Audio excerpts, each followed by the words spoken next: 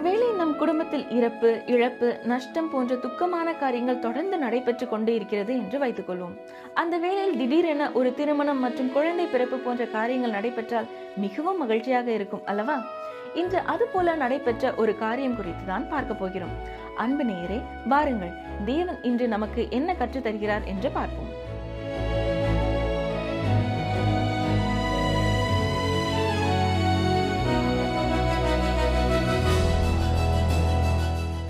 பிரியமானவர்களே, கடந்த நிகழ்ச்சியிலே நாம் ஆதியாகமம் 5ஆம் அதிகாரம் 20ஆம் வசனம் வரைக்கும் கற்றுக்கொண்டோம்.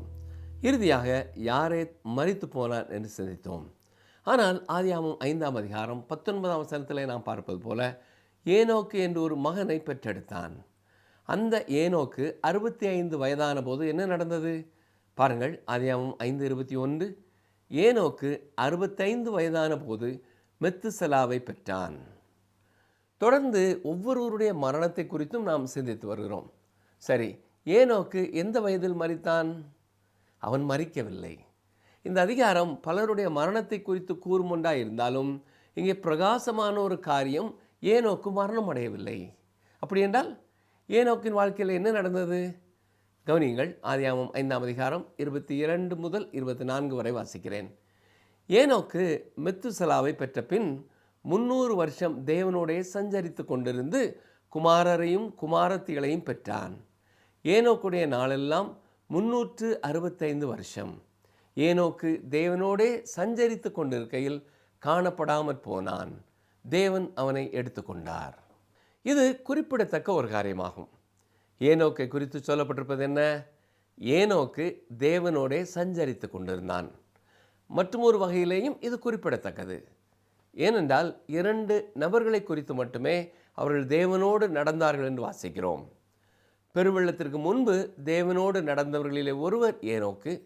அடுத்த அதிகாரத்திலே நோவா தேவனோடு நடந்ததை குறித்து நாம் வாசிக்கிறோம். பழைய ஏற்பாட்டிலே நாம் வாசிப்பது போல உண்மையில் இருவர் மட்டுமே மரணத்தை சந்திக்கவில்லை. அவர்களிலே ஒருவர் ஏனோக்கு, மற்றவர் நிச்சயமாக எலியா தீர்க்கதரிசி. ஜலப்பிரளயத்திற்கு முன்பு வாழ்ந்த சிலரில் ஏனோக்கும் ஒருவர். அவரை பற்றிய வேறு எந்த காரியமும் நமக்கு தெரியவில்லை. ஆனால் அவர் மரிக்கவில்லை. தேவன் அவரை எடுத்துக்கொண்டார் என்பது மட்டும் நமக்கு சொல்லப்பட்டிருக்கிறது. இதை குறித்து ஒருவர் சொல்லும் பொழுது ஏனோக்கு மொழிபெயர்க்கப்பட்டார் என்று கூறுகிறார். மொழிபெயர்ப்பு என்றால் என்ன? மொழிபெயர்ப்பு என்பது ஒரு மொழியில் இருந்து ஒரு வார்த்தையை எடுத்து அதன் அர்த்தத்தை மாற்றாமல் மற்றும் ஒரு மொழியிலே வைப்பதாகும். ஏனோக்கு இந்த பூமியிலிருந்து அகற்றப்பட்டார். அவர் மொழிபெயர்க்கப்பட்டார். அவர் வைத்திருந்த பழைய உடலை அவர் அகற்ற வேண்டியது இருந்தது. அவர் ஒரு வித்தியாசமான நபராக இருக்க வேண்டியது இருந்தது. ஆனால் மொழிபெயர்க்கப்பட்ட வார்த்தை ஒரே மாதிரியாக இருக்க வேண்டியது இருப்பது போல அவர் அதே நபராக இருக்க வேண்டியது இருந்தது. எனவே ஏனோக்கு தேவனால் அப்படியே எடுத்து செல்லப்பட்டு விட்டார். ஏனோக்கு 65 ஆண்டுகள் வாழ்ந்து மெத்துசலாவை பெற்றெடுத்தார். அதன் பின்னும் அவர் தேவனோடு நடந்தார் என்று வாசிக்கிறோம். அவரது வாழ்க்கையின் முதல் 65 ஆண்டுகள் எப்படி அவர் வாழ்ந்தார் என்பது குறிப்பிடப்படவில்லை. அவர் மற்ற கூட்டத்தினரைப் போல இருந்தார் என்று கூட நாம் யோசிக்கலாம். மனிதர்கள் எல்லாருமே பொறுப்பற்று வாழ்ந்து கொண்டிருந்த காலம் அது. கிட்டத்தட்ட அது நோவாவின் காலத்திற்கு மிக அருகாமையிலான ஒரு காலம். ஆனால் மெத்துசலா என்ற குழந்தை பிறந்த பொழுது ஏனோக்கின் வாழ்க்கையிலேயும் ஒரு மாற்றம் ஏற்பட்டது. அந்த குழந்தை அவரை தேவனுக்கு நேராய் திருப்பியது என்று கூட கூறலாம். அருமையான சகோதரனே, சகோதரியே, சில நேரங்களிலே தேவன் இந்த குறிப்பிட்ட நோக்கத்திற்காக ஒரு குடும்பத்திலே ஒரு குழந்தையை வைக்கிறார். அந்த குழந்தை உங்களை கடவுளிடத்திலே கொண்டு வரவில்லை என்றால் வேறு எதுவும் அப்படி செய்ய முடியாது. மெத்துசலா பிறந்த பின் 300 ஆண்டுகள் ஏனோக்கு தேவனோடு சஞ்சரித்தார். மேலும் அவர் மற்ற மகன்களையும் மகள்களையும் பெற்றெடுத்தார். ஏனோக்கின் மொத்த காலங்கள் 365 ஆண்டுகள். ஆம், அவ்வளவு காலம் அவர் இந்த பூமியிலே வாழ்ந்தார். அதன் பின் அவர் இறந்தார் என்று வேதம் சொல்லவில்லை. ஏனோக்கு கடவுளோடு சஞ்சரித்து கொண்டிருக்கையில் காணப்படாமற் போனான். தேவன் அவனை எடுத்துக்கொண்டார் என்று வாசிக்கிறோம். இதை விவரிக்க வேண்டுமென்றால் ஒரே வழி, ஞாயிறு பள்ளியிலிருந்து வீடு திரும்பிய ஒரு சிறுமி தன் தாயினிடத்திலே அன்றைக்கு ஓய்வு நாள் பள்ளியிலே நடந்ததை விவரித்து சொன்னபடி நான் சொல்லுகிறேன். கவனியுங்கள். அந்த சிறுமி அம்மாவை பார்த்தம்மா, இன்றைக்கு எங்கள் ஓய்வு நாள் பள்ளியிலே ஏனோக்கை பற்றியும் அவர் தேவனோடு நடந்ததை பற்றியும் சொன்னார்கள் என்று கூறினாள். அதற்கு அம்மா, சரி, ஏனோக்கை பற்றி என்ன சொன்னார்கள் என்று கேட்டார்கள். அதற்கு அந்த சிறுமி, ஏறக்குறைய இப்படித்தான் சொன்னார்கள் என்று நினைக்கிறேன். தினமும் கடவுள் வந்து ஏனோக்கிடம், ஏனோக்கு, நீ என்னோடு நடக்க விரும்புகிறாயா என்று கேட்பாராம். ஏனோக்கும் தன் வீட்டிலிருந்து வாசலுக்கு வந்து கடவுளோடு நடந்து செல்வார். அவர் அதை மிகவும் ரசிக்க தொடங்கினார். தினமும் தன் வீட்டின் வாசலிலே காத்திருப்பாராம். கடவுள் வந்து, ஏனோக்கு வா, ஒரு நடை போகலாம் என்று சொல்வாராம். பின் ஒரு நாள் கடவுள் வந்து, ஏனோக்கு, இன்றைக்கு நாம் ஒரு நீண்ட நடை போகலாம், நான் உனக்கு சொல்ல வேண்டியது நிறைய இருக்கிறது என்று சொன்னாராம். அதனால் அவர்கள் நடந்து கொண்டே இருந்தார்கள். கடைசியில் ஏனோக்கு, ஐயையோ, பிற்பகல் ஆயில் விட்டதே, நான் வீட்டிற்கு திரும்பி செல்ல வேண்டுமே என்று சொன்னாராம். அதற்கு கடவுள் அவரிடத்திலே, ஏனோக்கு, நீ உன் வீட்டிற்கு பக்கத்தில் இருப்பதை விட என் வீட்டிற்கு பக்கத்தில் இருக்கிறாய், எனவே நீ என்னுடன் என் வீட்டிற்கு வா என்று சொன்னாராம்.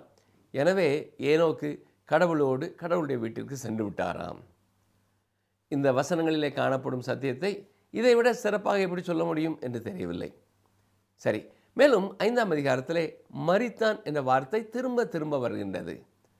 மரணத்தின் ஆதிக்கத்திற்கு ஏனோக்கு ஒரு விதிவிலக்கு. விசுவாசத்தினால் ஏனோக்கு மரணத்தை மேற்கொண்டான் என்று சொல்லலாம். அவன் கடவுளுக்கு பிரியமானவன், அதனால் இது சாத்தியமானது. விசுவாசம் இல்லாமல் தேவனுக்கு பிரியமாயிருப்பது கூடாத காரியம் என்பது அடிப்படை கோட்பாடு. ஏனோக்கின் வாழ்வு மரணத்தை மேற்கொள்ளுதலின் முன் அறிவிப்பு என்று சொல்லலாம். இது இயேசு கிறிஸ்துவிலே முழுமையாக நிறைவேறிற்று. இயேசு மரணத்தை மேற்கொண்டார். அவரை விசுவாசிப்பவர்களும் மரணத்தை மேற்கொள்வார்கள் என்று வாக்குத்தத்தம் கொடுக்கப்பட்டிருக்கிறது. யோவான் சுவிசேஷத்திலே இயேசு சொல்வதை கவனியுங்கள். யோவான் 11:25-26 வசனங்கள். நானே உயிர்த்தெழுதலும் ஜீவனுமாயிருக்கிறேன், என்னை விசுவாசிக்கிறவன் மரித்தாலும் பிழைப்பான், உயிரோடிருந்து என்னை விசுவாசிக்கிறவனவனும் என்றென்றைக்கும் மறியாமலும் இருப்பான். இதே சத்தியத்தை தான் பவுலும் 1 தெசலோனிக்கேயர் 4ஆம் அதிகாரம் 16-17 வசனங்களிலே சொல்லியிருக்கிறார். ஏனெனில் கர்த்தர் தாமே ஆரவாரத்தோடும் பிரதான தூதனுடைய சத்தத்தோடும் தேவ எக்காலத்தோடும் வானத்திலிருந்து இறங்கி வருவார். அப்பொழுது கிறிஸ்துவுக்குள் மரித்தவர்கள் முதலாவது எழுந்திருப்பார்கள். பின்பு உயிரோடு இருக்கும் நாமும் கர்த்தருக்கு எதிர்கொண்டு போக மேகங்கள் மேல் அவர்களோடே கூட ஆகாயத்தில் எடுத்துக்கொள்ளப்பட்டு இவ்விதமாய் எப்பொழுதும் கர்த்தருடனே கூட இருப்போம். கிறிஸ்துவின் வருகையிலே உயிரோடு இருப்பவர்கள் ஏனோக்கை போல மரணத்தை காணாதபடி எடுத்துக்கொள்ளப்படுவார்கள்.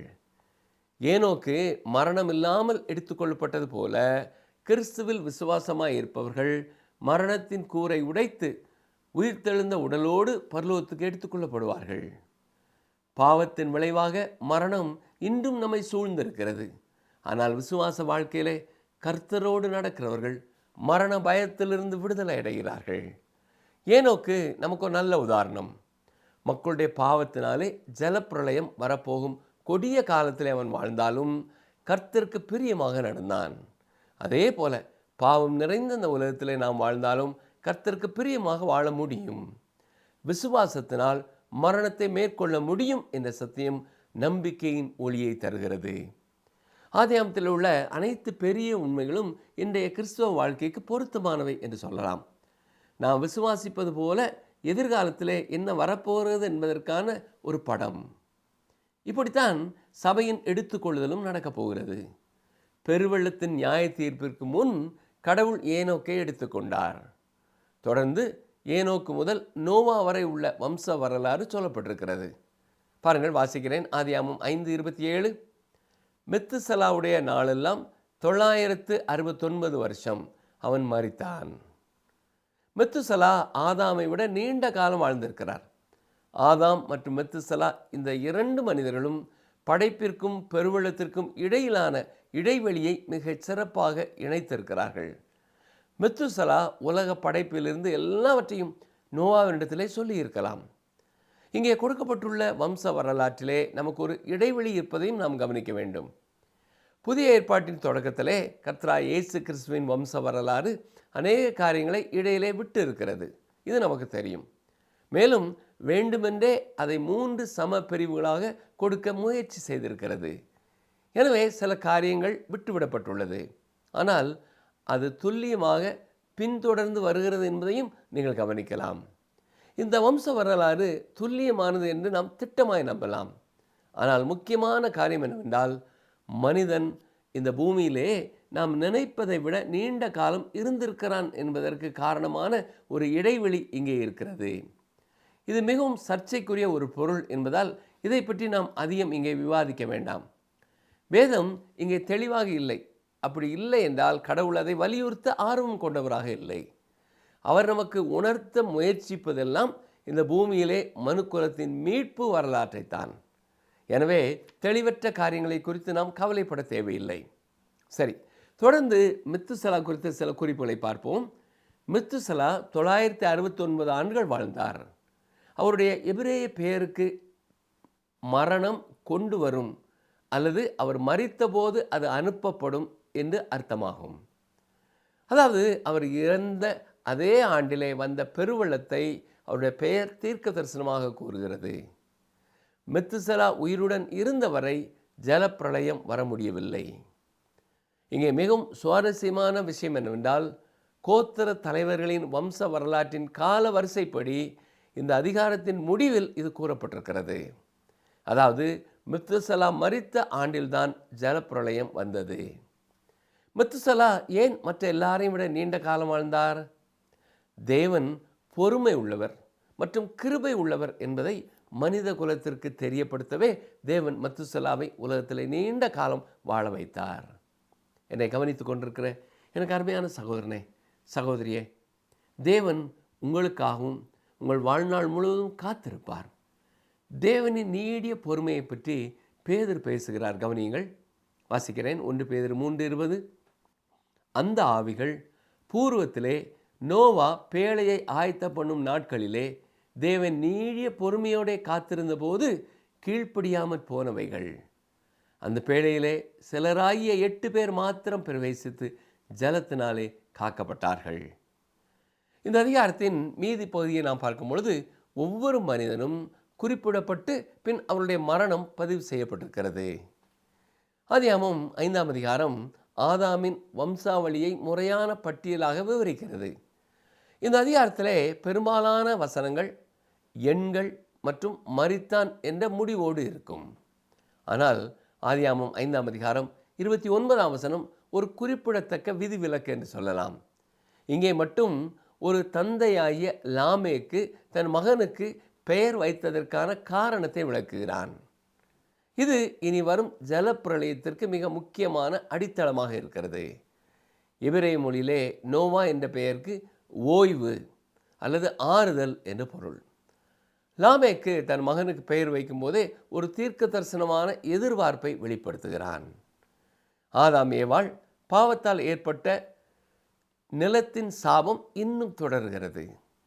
விவசாயம், உழைப்பு எல்லாம் கடினமாக வேதனையோடு இருந்தது. லாமேக்கு இந்த சாபத்தின் பாரத்தை உணர்ந்து அதிலிருந்து விடுதலையை எதிர்பார்க்கிறான். இந்த வசனத்திலே இவன் நம்மை தேற்றுவான் என்று வாசிக்கிறோம். இது ஒரு நம்பிக்கை நிறைந்த தீர்க்க தரிசனம். ஜலப்பிரளயத்திற்கு பின் நோவா விவசாயத்தை தொடங்குகிறான், திராட்சை தோட்டம் நடுகிறான். இது பூமியின் உழைப்பில் ஒரு புதிய தொடக்கத்தை குறிக்கிறது. சாபத்தின் முழு விளைவுகள் இன்னும் நீக்கப்படவில்லை, ஆனால் இது ஒரு ஆறுதலான தொடக்கம் என்று சொல்லலாம். நோவா மூலமாக மனித குலம் அழிவிலிருந்து காக்கப்படுகிறது. வெள்ளம் பாவ உலகை அழித்து புதிய தொடக்கத்தை தருகிறது. இது இறுதியில் இயேசு கிறிஸ்துவில் முழுமையாக நிறைவேறுகிறது. யோவான் 1:29 என்ன பார்க்கிறோம்? அங்கே நாம் பார்க்கிறது போல உலகத்தின் பாவத்தை சுமந்து தீர்க்கிற தேவாட்டுக்குட்டியாக இயேசு இந்த உலகத்திற்கு வந்தார். அவரே நமக்கு உண்மையான ஓய்வை தருகிறார். வருத்தப்பட்டு பாரம் சுமக்கிறவர்களே, நீங்கள் எல்லாரும் என்னிடத்தில் வாருங்கள், நான் உங்களுக்கு இளைப்பாறுதல் தருவேன். நான் சாந்தமும் மன தாழ்மையுமாய் இருக்கிறேன். என் நுகத்தை உங்கள் மேல் ஏற்றுக்கொண்டு என்னிடத்தில் கற்றுக்கொள்ளுங்கள், அப்பொழுது உங்கள் ஆத்துமாக்களுக்கு இளைப்பாறுதல் கிடைக்கும். என் நுகம் மெதுவாயும் என் சுமை லகுவாயும் இருக்கிறது என்று சொன்னார். இதை விட நமக்கு வேறு என்ன வேண்டும் இல்லையா? சரி, ஆதியாகமம் 5ஆம் அதிகாரம் 31-32 வசனங்களை பாருங்கள். லாமேக்குடைய நாளெல்லாம் 777 வருஷம். அவன் மரித்தான். நோவா 500 வயதான போது சேம், காம், யாப்பேத் என்பவர்களை பெற்றான். மனித சுபாவம் இயல்பாகவே உள்ளார்ந்த நிலையிலே நல்லதாகவும் அதை மேம்படுத்த முடியும் என்று உலக அளவில் பிரபலமான ஒரு கோட்பாடு இருக்கிறது. இதை மனிதர்கள் கண்மூடித்தனமாக ஏற்றுக்கொள்கிறார்கள். இது அனைத்து தத்துவங்களின் முடிவாகவும் இருக்கிறது என்று நாம் எடுத்துக்கொள்ளலாம். இன்று பரவலாக உள்ள எண்ணம் என்ன தெரியுமா? நாம் மனிதனின் சூழ்நிலையையும் அவனது பரம்பரையையும் மேம்படுத்த முயன்றால் அவன் உண்மையில் மேம்படுத்தப்பட முடியும் என்பதாகும். கம்யூனிசமும் சோசியலிசமும் மனிதனை மேம்படுத்தவே முயற்சி எடுத்தன. ஆர்மியனிசம் என்றால் ஒருவன் தனது ரட்சிப்பிற்கு தானே உதவ முடியும் என்ற அர்த்தம். மேலும் மனிதன் தன்னைத்தானே ரட்சித்துக் கொள்ள முடியும் என்ற கோட்பாடும் நிலவி வருகிறது. வேறு வார்த்தைகளில் கூற வேண்டுமென்றால், ரட்சிப்பு என்பது தேவன் நமக்கு கொடுக்கும் ஒருவித நீயே செய்து கொள் போன்றது என்று சிலர் நினைக்கிறார்கள். சில மத பிரிவுகளும் மனித சுபாவம் முற்றிலும் நல்லது என்றும் பாவம் என்று எதுவும் இல்லை என்றும் சொல்கின்றன. ஆனால் மனிதனை பற்றி தேவன் என்ன சொல்கிறார் தெரியுமா? மனிதன் முற்றிலும் பொல்லாதவன், முற்றிலும் கெட்டவன் என்று தேவன் சொல்லுகிறார். இதுவே நம் அனைவரின் நிலைமையாகும். ரோமர் 3:10 என்ன சொல்லுகிறது? அந்தபடியே நீதிமான் ஒருவனாகிலும் இல்லை. இதுவே தேவனுடைய வார்த்தையின் மதிப்பீடு. நீங்கள் தேவனுடைய வார்த்தையை ஏற்றுக்கொண்டால் மற்றவர்கள் நமக்கு அளிக்கும் கருத்துக்களை விட இன்றைய வாழ்க்கை பற்றிய உண்மையான புரிந்து கொள்தலை வேத புத்தகம் நமக்கு கொடுக்க முடியும். மேலும் நாம் இப்பொழுது தேவ பக்தியுள்ள பாரம்பரியத்தை பின்பற்றுகிறோம். இது எங்கே கொண்டு செல்ல போகிறது? இது இந்த பூமியிலே ஒரு 1000 ஆண்டு அரசாட்சிக்கு வழிவகுக்குமா? இல்லை பிரியமானவர்களே. அவர்கள் ஒரு பேரின்ப பூமியை அடைந்து ஒரு உன்னத சமூகத்தை சாதிக்க முடியுமா? முடியாது. அடுத்த அத்தியாயமே இதை நமக்கு சொல்லுகிறது. ஒரு பிரளயம், அதாவது தேவனின் நியாய தீர்ப்பு பூமியின் மேல் வந்தது. சரி, தொடர்ந்து 6ஆம் அதிகாரத்திலிருந்தும் சில வசனங்களை பார்ப்போம். இந்த அதிகாரத்திலே பெருவெள்ளத்திற்கான காரணம் சொல்லப்பட்டிருக்கிறது. பெருவெள்ளத்தின் நியாய தீர்ப்பிலிருந்து தேவன் கொடுக்கும் விடுதலையையும் நாம் பார்க்கிறோம். ஆதியாகமம் 6ஆம் அதிகாரம் முதல் 2 வசனங்களை பாருங்கள். மனுஷர் பூமியின் மேல் பெருக துவங்கி அவர்களுக்கு குமாரத்திகள் பிறந்தபோது தேவகுமாரர் மனுஷ குமாரத்திகளை அதிக சௌந்தரியம் உள்ளவர்கள் என்று கண்டு அவர்களுக்குள்ளே தங்களுக்கு பெண்களை தெரிந்து கொண்டார்கள். இங்கே நான் வாசிக்கிற தேவகுமாரர் மற்றும் மனுஷ குமாரத்திகள் குறித்த காரியம் முடிவில்லாத விவாதத்தை ஏற்படுத்தி இருக்கிறது. தேவகுமாரர் என்பவர்கள் தூதர்கள்தான் என்ற நிலைப்பாட்டை எடுக்கும் அநேக நல்ல மனிதர்களே இருக்கிறார்கள். ஆனால் இதை நாம் ஒருபொழுதும் ஏற்றுக்கொள்ள முடியாது. இந்த காலத்து விளக்க உரையாளர்களும் பலர் இதை ஒத்துக்கொள்கிறார்கள். இருந்தாலும் நாம் இந்த கருத்தை ஏற்றுக்கொள்ள முடியாது. ஏனென்றால் இவர்கள் நல்ல தூதர்களாக இருந்தால் இவர்கள் இந்த பாவத்தை செய்திருக்க மாட்டார்கள். மேலும் பொல்லாத தூதர்கள் ஒருபொழுதும் தேவகுமாரர் என்று குறிப்பிடப்பட முடியாது. மேலும் இங்கே அவர்களுக்கு பிறந்த சந்ததியும் மனிதர்கள்தான். அவர்கள் பயங்க உருவங்கள் அல்லது அசூரர்கள் அல்லது சிலர் இவர்கள் ராட்சசர்களாக இருந்தார்கள் என்று கருதுகிறார்கள். ஏன் அப்படி யோசிக்கிறார்கள் என்பதை நாம் புரிந்து கொள்ள முடியவில்லை. 4ஆம் வசனத்துக்கு வரும்பொழுது இன்னும் சற்று விளக்கமாக நாம் அதை பார்ப்போம். சரி, ஆதியாகமம் 6ஆம் அதிகாரம் 3ஆம் வசனம் பாருங்கள். அப்பொழுது கர்த்தர், என் ஆவி என்றைக்கும் மனுஷனோட போராடுவதில்லை, அவன் மாம்சம்தானே, அவன் இருக்கப் போகிற நாட்கள் 120 வருஷம் என்றார். நோவா 120 வருடங்கள் மக்களுக்கு பிரசங்கித்தார் என்றும் அந்த காலத்தில் தேவனுடைய ஆவி மனிதர்களோடு இடைப்பட்டு கொண்டிருந்தது என்றும் நம்புகிறோம். தேவனுடைய ஆவி மனிதர்களை தேவனிடத்திலே கொண்டு வருவதற்காக அவர்களோடு போராடி கொண்டிருந்தது என்பதை அப்போஸ்தலனாகிய பேதுருவும் மிக தெளிவாக கூறியிருக்கிறார். ஆனால் அவர்கள் திரும்பவில்லை. 1 பேதுரு 3ஆம் அதிகாரம் 18-19 வசனங்களை பாருங்கள். ஏனெனில் கிறிஸ்துவும் நம்மை தேவனிடத்தில் சேர்க்கும்படி அநீதி உள்ளவர்களுக்கு பதிலாக நீதி உள்ளவராய் பாவங்களை நிமித்தம் ஒரு தரம் பாடுபட்டார். அவர் மாம்சத்திலே கொலையுண்டு ஆவியிலே உயிர்ப்பிக்கப்பட்டார். அந்த ஆவியிலே அவர் போய் காவலில் உள்ள ஆவிகளுக்கு பிரசங்கித்தார். பேதுரு இந்த வார்த்தைகளை எழுதிய பொழுது அந்த ஆவிகள் சிறையில் இருந்தன. ஆனால் அவை நோவாவின் காலத்தில் நோவாவின் பிரசங்கத்தை கேட்டவைகள்தான். அது நமக்கு எப்படி தெரியும்? வசனம் 20 என்ன சொல்கிறது பாருங்கள். 1 பேதுரு 3:20, அந்த ஆவிகள் பூர்வத்திலே நோவா பேழையை ஆயத்தம் பண்ணும் நாட்களிலே தேவன் நீடிய பொறுமையோட காத்திருந்த போது கீழ்ப்படியாமற் போனவைகள். அந்த பேழையிலே சிலராகிய 8 பேர் மாத்திரம் பிரவேசித்து ஜலத்தினாலே காக்கப்பட்டார்கள். இந்த வசனம் வரப்போகும் ஜலப்பிரளயத்திற்கு மிக முக்கியமான அடித்தளமாக இருக்கிறது. இது ஆதியாகமம் 6ஆம் அதிகாரம் முதல் 2 வசனங்களிலே விவரிக்கப்பட்ட மனித குலத்தின் தீவிர பாவத்திற்கு, அதாவது தேவகுமாரர் மனுஷகுமாரத்திகளை மணந்த பாவத்துக்கு தேவனின் நேரடியான பதிலாக வருகிறது. மனிதன் பாவத்தில் மூழ்கியதால் தேவனின் பொறுமைக்கு ஒரு எல்லை வைக்கப்படுகிறது. இந்த வசனத்தை பகுதி பகுதியாக பிரித்து விளக்கம் பார்க்கலாம். என் ஆவி என்றைக்கும் மனுஷனுடைய போராடுவதில்லை. என் ஆவி என்பது கடவுளின் பரிசுத்த ஆவியை குறிக்கிறது. ஆதியாகமம் 1:2 படைப்பின் போது தேவ ஆவியானவர் ஜலத்தின் மேல் அசைவாடி கொண்டிருந்தார் என்று வாசிக்கிறோம். கடவுளின் ஆவி மனிதனுக்கு ஜீவனை தந்தது என்று ஆதியாகமம் 2:7 பார்த்தோம். வாசிக்கிறேன். ஆதியாகமம் 2:7, தேவனாய கர்த்தர் மனுஷனை பூமியின் மண்ணிலிருந்து உருவாக்கி ஜீவ சுவாசத்தை அவன் நாசியிலே ஊதினார், மனுஷன் ஜீவ ஆத்மாவானான். அது மட்டுமல்ல, கர்த்தருடைய ஆவி மனிதனுடைய உறவாடி மனசாட்சி மூலமாக வழிநடத்தி பாவத்தை எச்சரிக்கும். யோவான் 16:8 என்ன சொல்கிறது? அவர் வந்து பாவத்தை குறித்தும் நீதியை குறித்தும் நியாய தீர்ப்பை குறித்தும் உலகத்தை கண்டித்து உணர்த்துவார். இங்கே அவர் என்று சொல்லப்படுவது பரிசுத்த ஆவியானவரை குறிக்கிறது. மேலும் அந்த வசனத்திலே போராடுவதில்லை என்று வாசிக்கிறோம். இது வழக்காடுதல், நியாயம் விசாரித்தல் என்று பொருள் தருகிறது. கடவுளின் ஆவி மனிதனின் பாவத்திற்கு எதிராக தொடர்ந்து போராடி அவனை மனம் திரும்ப செய்ய முயன்றது. ஆனால் மனிதன் தொடர்ந்து பாவத்திலே மூழ்கியதால் இனி அந்த போராட்டம் நிறுத்தப்படும். மேலும் என்றைக்கும் என்ற வார்த்தை பார்க்கிறோம். கடவுளின் பொறுமைக்கு ஒரு எல்லை உண்டு என்பதை இது வலியுறுத்துகிறது. கடவுள் நீண்ட காலம் சகித்து கொண்டே இருந்தார். 2 பேதுரு 3:9 பாருங்கள். தாமதிக்கிறார் என்று சிலர் எண்ணுகிறபடி கர்த்தர் தமது வாக்குத்தத்தத்தை குறித்து தாமதமாயிராமல் ஒருவரும் கெட்டு போகாமல் எல்லாரும் மனம் திரும்ப வேண்டும் என்று விரும்பி நம்மேல் நீடிய பொறுமை உள்ளவராய் இருக்கிறார். ஆனால் இறுதியில் நியாய தீர்ப்பு வரும்.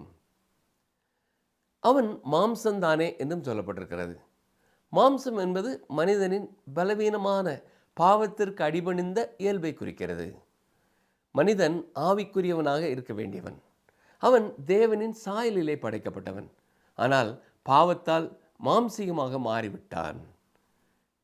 இது ரோமர் 8ஆம் அதிகாரம் 5 முதல் 8 வசனங்களை நமக்கு நினைப்பூட்டுகிறது. வாசிக்கிறேன். அன்றியும் மாம்சத்தின்படி நடக்கிறவர்கள் மாம்சத்துக்குரியவைகளை சிந்திக்கிறார்கள், ஆவியின்படி நடக்கிறவர்கள் ஆவிக்குரியவைகளை சிந்திக்கிறார்கள். மாம்ச சிந்தை மரணம், ஆவியின் சிந்தையோ ஜீவனும் சமாதானமுமாம். எப்படி என்றால், மாம்ச சிந்தை தேவனுக்கு விரோதமான பகை. அது தேவனுடைய நியாயப்பிரமாணத்துக்கு கீழ்ப்படியாமலும் கீழ்ப்படிய கூடாமலும் இருக்கிறது. மாம்சத்துக்குட்பட்டவர்கள் தேவனுக்கு பிரியமாயிருக்க மாட்டார்கள். மனிதன் பரிசுத்த ஆவியானவரின் வழிநடத்தலை முழுமையாக நிராகரித்து விட்டான். அதனால் இனி ஆவியானவரின் தாக்கம் குறைக்கப்படும். அவன் இருக்க போகிற நாட்கள் 120 வருஷம்தான். ஜலப்பிரளயத்துக்கு முன்னால் மக்கள் 900 ஆண்டுகளுக்கும் மேலாக வாழ்ந்தார்கள். இனி மனித ஆயுள் படிப்படியாக 120 ஆண்டுகளாக குறையும் என்று கர்த்தர் தீர்மானித்தார். ஜலப்பிரளயத்திற்கு பின் வாழ்ந்த ஆபிரகாமின் காலம் 175 வருஷம். மோசே 120 வருஷம் இந்த பூமியிலே இருந்தான். சங்கீதம் 90:10 இவ்விதமாய் வாசிக்கிறோம். எங்கள் ஆயுசு நாட்கள் 70 வருஷம், பலத்தின் மிகுதியால் 80 வருஷமாக இருந்தாலும் அதன் மேன்மையானது வருத்தமும் சஞ்சலமும் ஆமே.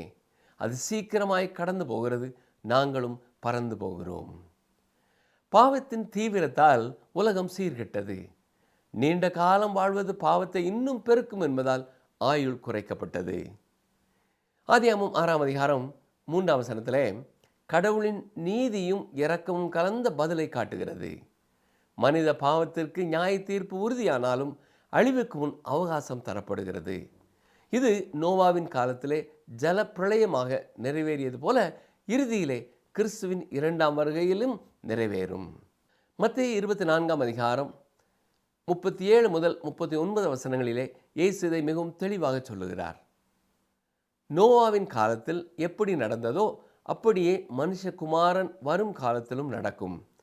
எப்படியெனில், ஜலப்பிரளயத்திற்கு முன்னான காலத்திலே நோவா பேழைக்குள் பிரவேசிக்கும் நாள் வரைக்கும் ஜனங்கள் புசித்தும் குடித்தும் பெண் கொண்டும் பெண் கொடுத்தும் ஜலப்பிரளயம் வந்து அனைவரையும் வாரி கொண்டு போகும் மட்டும் உணராதிருந்தார்கள். அப்படியே மனுஷகுமாரன் வரும் காலத்திலும் நடக்கும். இன்றும் இது நமக்கு ஒரு எச்சரிக்கையாக இருக்கட்டும். பரிசுத்த ஆவியானவரை நிராகரித்தால் அவர் இறுதியிலே விலகிக் கொள்வார். ஆனால் இதில் மகிழ்ச்சிக்குரிய ஒரு செய்தி என்னவென்றால், இப்பொழுதும் மனம் திரும்ப வாய்ப்பு உண்டு என்பதே. என்னை கவனித்துக் கொண்டிருக்கிற அருமையான சகோதரனே, சகோதரியே, நாம் கிருபையின் காலத்திலே வாழ்ந்து கொண்டிருக்கிறோம். நம் ஒவ்வொருவரின் வாழ்க்கையிலேயும் இந்த கிருபையின் காலம் எப்பொழுது முடியும் என்பது நமக்கு தெரியாது. எனவேதான் இதுவே அனுக்கிரக காலம், இப்பொழுதே இரட்சணிய நாள் என்று பரிசுத்த வேதம் நமக்கு தெளிவாக சொல்லுகிறது. நம்முடைய வாழ்க்கையின் சூழ்நிலை மூலமாக, அல்லது பரிசுத்த வேத வசனங்கள் மூலமாக, அல்லது நாம் கேட்கும் செய்திகள் மூலமாக தேவன் நம்முடைய பாவத்தை சுட்டி காட்டுவார் என்றால், நமக்கு உணர்வுள்ள இருதயத்தை கொடுப்பார் என்றால், உண்மையான மனஸ்தாபத்தோடு கூட என்னுடைய பாவத்தை தெளிவாக கர்த்தரிடத்திலே அறிக்கை செய்வேன் என்று நாம் அவருடைய பாதத்திலே நம்மை ஒப்புக் கொடுப்போம். தன் பாவங்களை மறைக்கிறவன் வாழ்வடைய மாட்டான், அவைகளை அறிக்கை செய்து விட்டு விடுகிறவனோ இரக்கம் பெறுவான் என்றுதான் வேதவசனம் தெளிவாய் சொல்லுகிறது. நாம் அறிக்கை செய்து பாவங்களை தேவன் நமக்கு மன்னித்து பாவ மன்னிப்பு நிச்சயித்து நமக்கு தருவார்.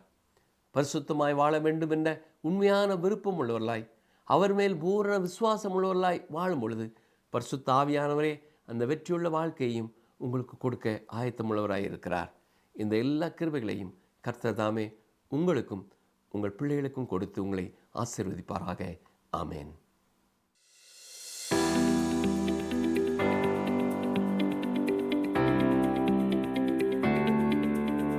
நோவா டேஷ் வயதான போது சேம், காம், யாப்பேத் என்பவர்களை பெற்றான்.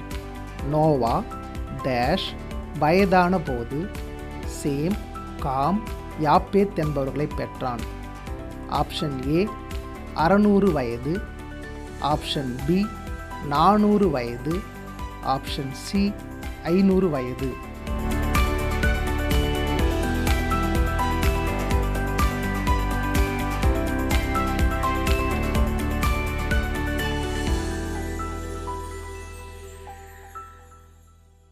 அன்பு நேயரே, நீங்கள் கூட உங்கள் வாழ்வில் தொடர்ந்து நடைபெறும் நஷ்டங்கள், இழப்புகள் மூலம் மனம் கலங்கி இருக்கலாம்.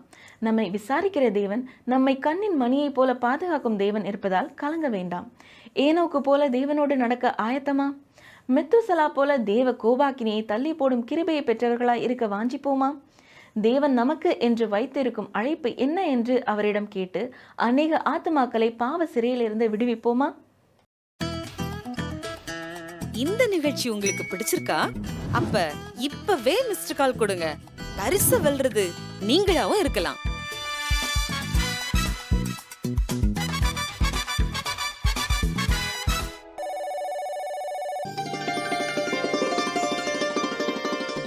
கர்த்தராலே அவளுக்கு சொல்லப்பட்டவைகள் நிறைவேறும். லூக்கா 1:45.